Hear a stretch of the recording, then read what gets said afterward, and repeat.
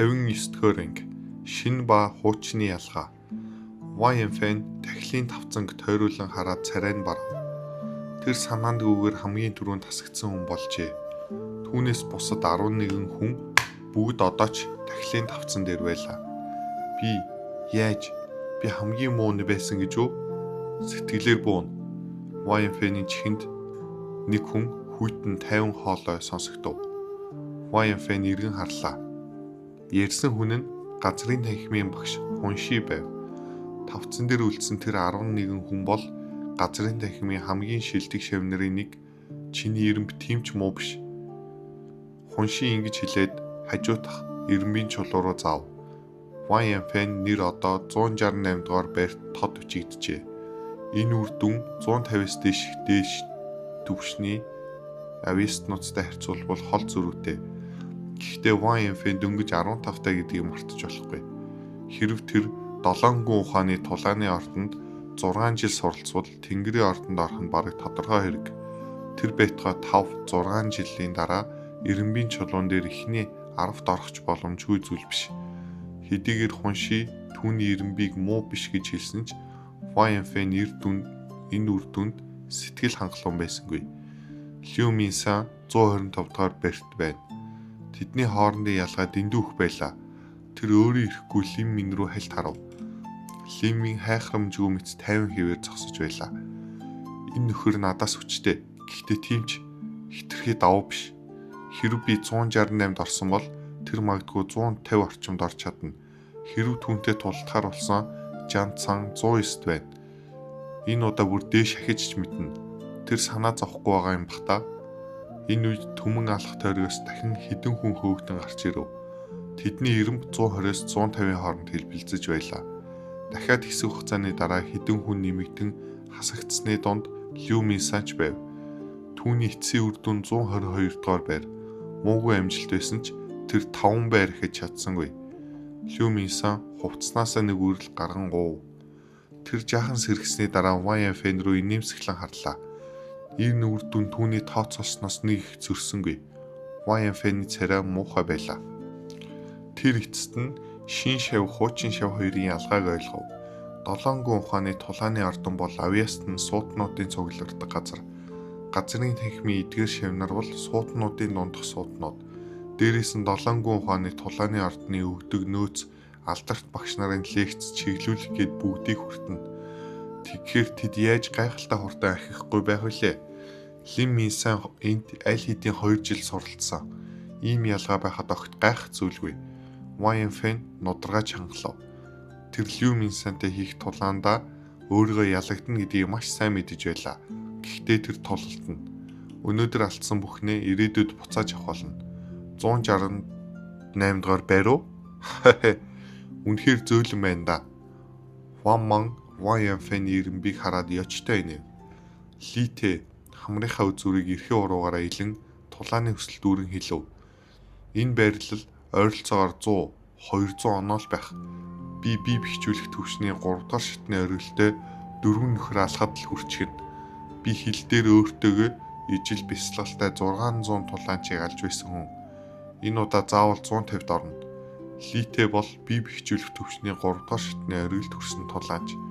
Олон жил үхэлтэд тоглосон мэрэгжлийн хөлсний цэрэг байсан тул бай адил төвшний тулаанчтаас бодит тулааны чадвар нь хавгүй өндөр. Ах トゥ бид хоёр дор хаяж 150-д орж байж Лиммийн YFN хоёрын өмнө дахин нүрээ харуулна. Тэднийг давахгүй бол бид өөрсдөө жинхэнэ хог болно. Хоёр дахь ээлж эхэлж байна. Гар шидийн тойрогдох эргэлдэн идэвхжиж Ван Литэ хоёр зэрэгцэн байр эзэллээ. Зогссныхаа дараа Ван эргэн хараад хэлв. Хөөе, 1-р байртаа чи гарахгүй юм уу? Та нар төрүүл. Лимин Жатэ Ван хоёрыг нэг харцгаад хариулв. Энэ хоёрын биед маш хүнд алах аваараа шингэсэн байлаа. Өмнө илтгүүн алсан нэлт. Ийм хүмүүс ерөнхийдөө сул дорой байхгүй. Шидийн тойргийн гэрэл гэлсэж Ван Литэ хоёр түмэн алах тойрогт орлоо. Энэ хоёрын зэвсэг бол өргөн элд. Олон дайсан бөөгнөрсөн үед хятад тохиромжтой сүр хүчтэй зэвсэг байв. Гэвч тэд удалгүй түмэн алах тойргоос анх бодсноос нь хавгууд хэцүү гэдгийг ойлгов. Литэ хил дээр дотор өрхтөн бэхжүүлэх шатны өргөл төрсөн 6 тулаанчийг алж байсан. Гэхдээ тэднийг нэг нэгээр нь алсан. Харин одоо түүнийг зэрэг тавшин ирэх дайсан 10 дайсны дайралтаас хамгаалж сөрөн тулдах ёстой байв. Дотор өрхтөн бэхжүүлэх шатны өргөлтөө хүнийг алах нь байтугай дөнгөж дотор өрхтөн бэхжүүлэх шатанд орсон дайсных чим нөхцөлд дарахад амаргүй. Харин бие бэхжүүлэх төвшний 2 дахь шат буюу махан бие бэхжүүлэх шатны дайснуудыг тэр хааж нэгийг нь алж чадлаа. Гэвч тэр дээрөө оронд нь дотор өрхтөн бэхжүүлэх төвшний дайсан гарч ирэв. Би бүр нь бэхжүүлэх төвшний 4-р шат булчин өөрчлөх шатны дайснууд ч гарч ирлээ. Илүү олон дайсан алах тусам нөхцөл байдал улам аюултай болж байв. Энэ хоёр 3-р шатны өргөл тулаанчд 4-р шатны ихэн тулаанчтай хүртэл өрсөлдөж чадна. Гэхдээ одоо тэд бүх талаасаа бүслэгдсэн байдалд тийм дайснуудтай нүүр тулж байлаа. Нэг хүч шатах хугацаа өнгөрөхөд тэд ялагдав. Эцсийн үр дүн Фуаман 156 дугаар байр, Литэ 158 дугаар байр. Тэд 150-д орж чадсангүй. Түмэн алах тойргоос хөөгдөн гарч ирмэгцээ тэр хоёр эренбийн чулуун дээрх үр дүнгээ хараад гүн бүхөвдлээр дүүрв. Тэдний бахархдаг бодит тулааны хүчж 150-д оруулахад хангалттай байсангүй. Түүнээс гадна тэд аль хэдийн 18-тай цааш өсөх орон зай нь хязгаарлагдмал магадгүй гүн 7 гүн ухаан тулааны ордноос төгсөх хүртлээр ч ихний 100 дотор орж чадахгүй гэж мэднэ. Лими энэ хоёрын сэтгэлээр унсан байдалтай явахыг харлаа. Түүний зүрхэнд нэг зүйл тодорхой болов. Анхны шалгалтаараа 150-д орно гэдэг дээд түвшний авьяастан гэсэн үг. Гэвч заримдаа дээд түвшний авьяастан байлаач сайн үр дүн гарах албагүй. YFN дээд түвшний авьяастан тооцогдно. Харамсалтай нь түүний нас дэндүү бага байна гэж хэлж болно. Лиммин Жансан руу харав. Жансан ч түүн рүү инээмсэглэн харлаа. Энэ Жансан булчин өөрчлөх шатанд хагас алхам үлдсэн хүн. Хэрв жирийн булчин өөрчлөх шатны өргөлийн тулаанч байлаа гэхэд түүний өрсөлдөгч болохгүй байж мэднэ. Хэдийгээр би жинхэнэ их хаосын аргыг их амжилтанд хүрсэн ч одоо түүнтэй тулдаж ялах боломжгүй. Лин Тишан тайзан дээр гарч байна. Тэр бол шин шав нарын 3 дугаар байр. Олны дунд зарим хүн Лин Тишаныг танилаа.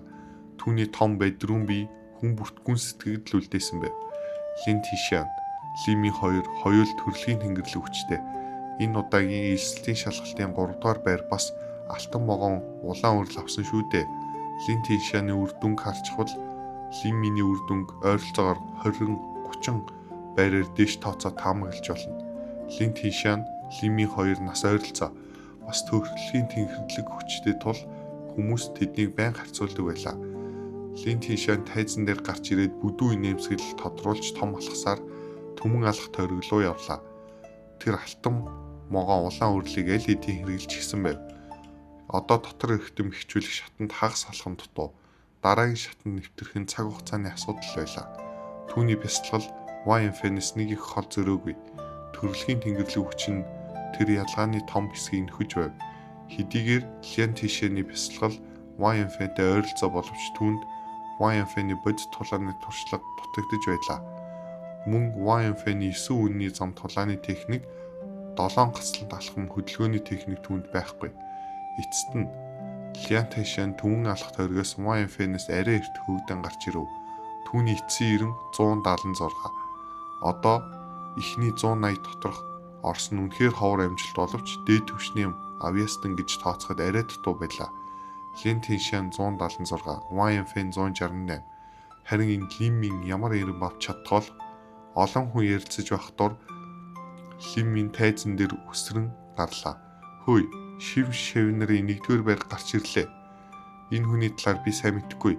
Гэхдээ төрөлхийн тэнгэрлэг хүчтэй бас ямар нэгэн ховор үнд материал эзэн гэж сонссон. Магадгүй 150-д орох байх. Чи 150-д орохыг тийм амар гэж бодож байна уу? Линсийн Тако, Жангуангё 3-аас өөр 15 настайдаа 150-д нэвтэрсэн хүн байгаагүй. Тэр эсэлтийн шалгалтын 1-р байр ихэлсэн нас бага байна. Гоёмсог суврагын дүрмд давуу талтай байсантай холбоотой. Харин түмэн алах тойрог насыг тооцдоггүй. Ингэж хэлсэн шавийн хоолой татаархлын өнгөлт байв. Тэр аль хэдийн 19 настай байлаа. Хаха, чи залууг нь татаархаж байна. Гоёмсог сувраг бол хамгийн шудраг сорил. нас хэд байх нь хамаагүй зөвхөн авьяасын хэмжээг шалгадаг. Харин түмэн алах тойрог дээр залуу тулаанчид үнэхээр хөрдөг. Энэ лимийн дөнгөж 15-тай магадгүй 160-д орж чадна. 100 талд орсон ч дээд түвшний авьяастан гэсэн үг. Харин 140-150 орчимд хүрвэл тэр бол мангас мэт суутан гэсэн үг. Линсийн Такун, Жангуан Юнаар анхны ирэмбийн тулаандаа яг тийм орчимд хүрсэн. Тэр үед жинхэнэ авьяастнууд нэг дор цугларсан үе байсан. Энэ удаагийн шалгалт яаж тэр үедээ харьцах вүлээ? Линсийн Такун, Жангуан Юн гэсэн нэр дурдахтад тэнд байсан хэдэн хүний царай өөрчлөгдөв. Энэ гурван хүн олон жилийн турш асар их нэр хүнд сүр хуримтлуулсан.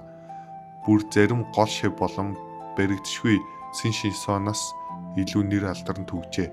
Тэд бараг гол шив болохоор сонгогдох шахсан хүмүүс. Гэсэн ч асар их нөөц эдэлтийг бөгөөд түмэн алах тойргийн ирэмбийн шалгалтанд заавал оролцох шаардлагагүй. Суудаг лекц, хийдэг бэлтгэл, хэрэгэлдэг судар гээд бүгд жирийн шив нарын хүрч чадах зүйлээс тавсан. Ийм учраас жирийн шив нарын хувьд Цин Шинсон шиг гол шивийн орчхуй дэндүү хол ойлгомжгүй санагддаг. Тэр ер нь тулааны ордны шивч шигч биш. Тиймээс түүний хуримтлуулсан нэр хүнд сүр хүч Линсийн Такун, Жангуан Ю 3-аас бага байлаа. Таалагдсан бол лайк дарж Wildcard аудио сувгийг subscribe хийгээрэй. 60 дугаар анги бар сүрэг хонь донд орсон нь Лиминий сонсгол туйлын хурц байсан тул хүмүүсийн яриаг бүгдийг нь сонсож байлаа.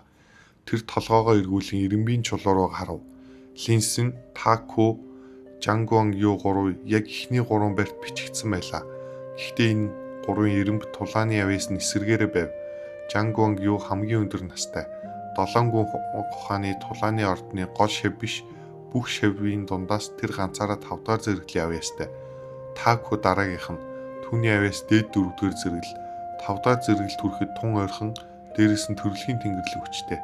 Харин Линсэний хамгийн сул түүний авьяас ердөө доод 4 дахь зэрэгэл.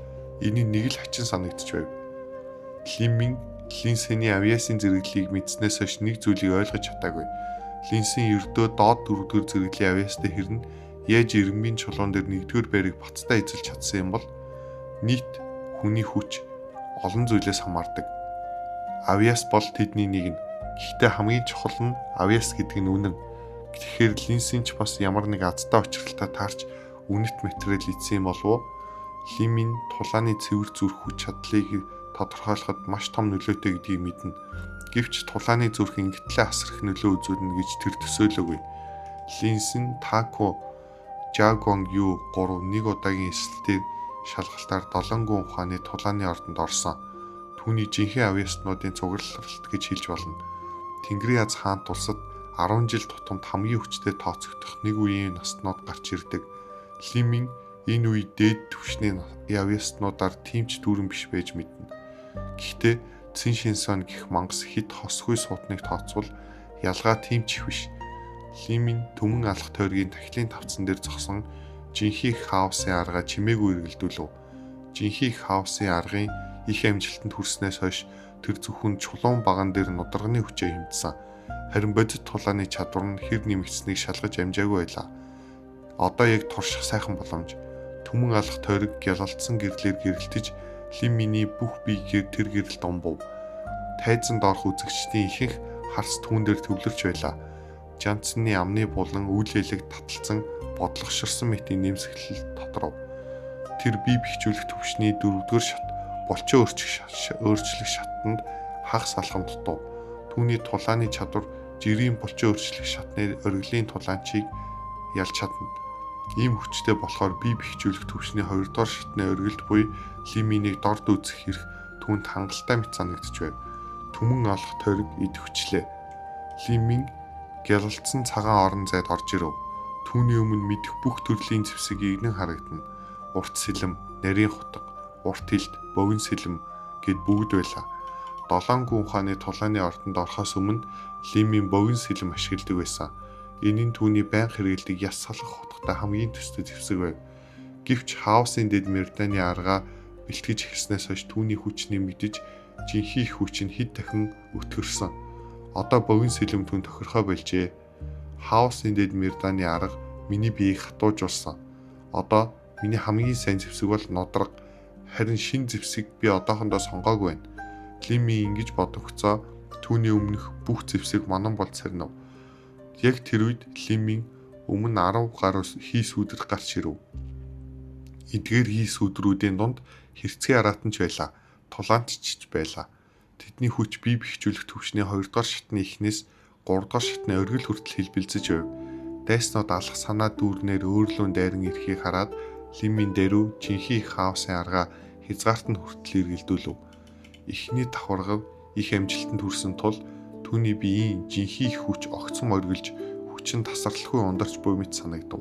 Архир бар хэлбэртэй 1-р төвшний хэрцгий аратан архиран түүн рүү дайрлаа. Тэр хэрцгий аратны арьс ширүүн махан зузаан. Биеийн жин нь 6-аас 700 жин хүрнэ. Дахих хүчин нэмэгдэхэд мөргөх хүчин хэд дахин өснө.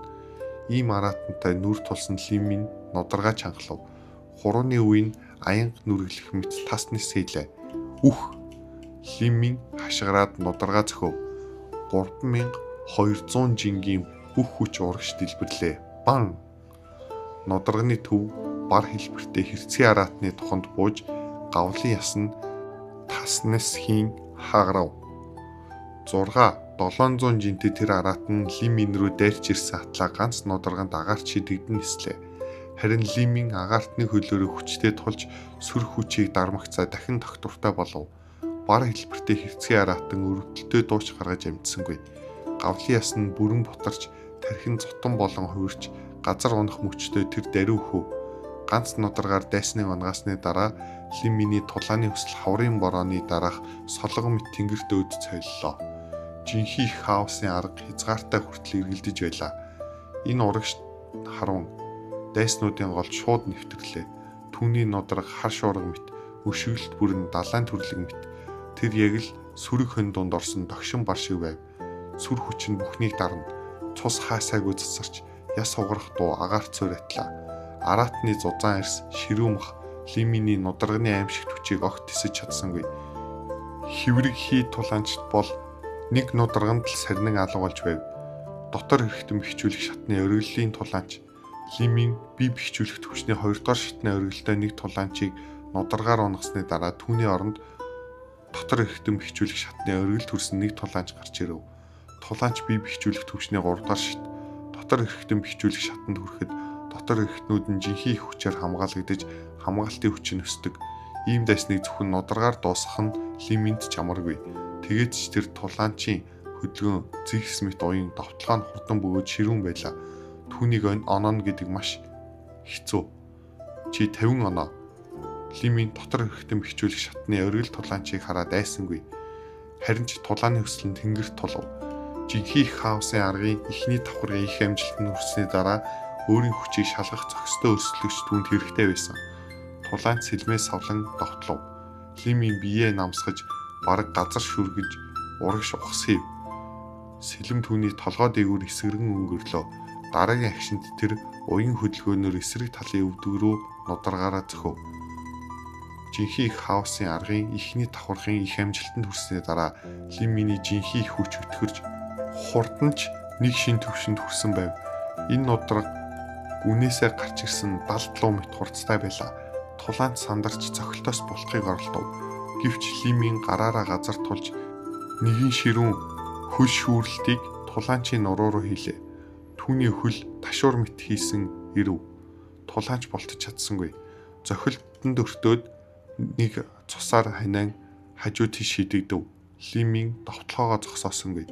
Тэр араас нь халуун мөр хөөх мэт үргэлжлүүлэн шахав. Биеийн дээш өсөрч нудраг нь бороо мэт тасгарлаа. Тулаанч цохилтуудыг хааж байсан ч нэг нудраг хамгаалтын завсраар шурган орж түүнийг онов. Дотор хэрэгтнүүд нь жинхэнэ хүчээр хамгаалагдсан байсан ч 3200 жингийн хүчтэй нудраганд оногдоход хүн шар хавлгүй өнгөрөх боломжгүй. Тулаанч ахин цусаар бөөлжөв. Цээжний ясна хагарч хамгаалт нь бүрэн задрав. Лимийн сүүлийн нудрага хөдөлгөж цээжнийх нь зүүн төв хэсэгт цохилоо. Тэр асар хүчний дор тулаанчийн зүрх агшин зур зогслоо. Дотор хэрэгтэн бэхжүүлэх шатны оргил тулаанч Лимийн гарт бүрэн уном. Энэ олон дайсны эмх замбраагүй тулаан тунд Өөрөөсөө бүтэн нэг шат өндөр өрсөлдөгчийг алж чадсан нь бахархахад хангалттай амжилт байлаа. Гэвч Лимийн өөрөө мэдчихв. Ийм хүчиж зан цаныг харьцуулахад хангалтгүй хэвээр дахиад 50 оноо одоо 200-аас давлаа. Нэг хүч шат хугацаа өнгөрлөө. Энэ Лимийн одоо ч дотор нь тулдаж байна. Биеийн тайзан дээр бацсахсан хэвээр тэр үнэхээр Ван Янфэнийг давчглаа. Ван Янфэнийг давсан үнэн. Гэхдээ битгий март тэр эсрэлийн шалгалтын 1-р байрын шагналуулах улаан алтан лууны чөмгөний үрлийг авсан. Дээрэс нь Ван Янфэний алтан могон улаан үрлийг ч авсан. Тэр хоёр ховор үнэт имийг эзэн хэрн бие бэхжүүлэх төвчний 3-р шатанд хүрч чадсангүй. Хүчин өссөн үнэн. Гэхдээ дунд 3-р зэрэглэлийн авьяас нь үнэхээр түн цаад болж байна. Шавнар тайзан дээр гарах бүрд үзэгчд өөр өөрийн бодлоо хэлэлцдэг. Энэ үед Жансан гараа цээжин дээрээ зөрүүлэн тайван хайхрамжгүй төрхтөө дээш харан зогсож байлаа. Амд нь зэлтэй нэмсгэл тодорчээ. Лиминий хүч түүний тооцоолсонтой ойролцоо байв. Эс бөгөөс огт хөгжилтэй биш байх байлаа. Нэг хүч хурдан шатаж дуусав. Удалгүй 2 дахь хүч ч мөн сүүлдээ туллаа. Үргэлжлэлийг Wildcard аудио суугаас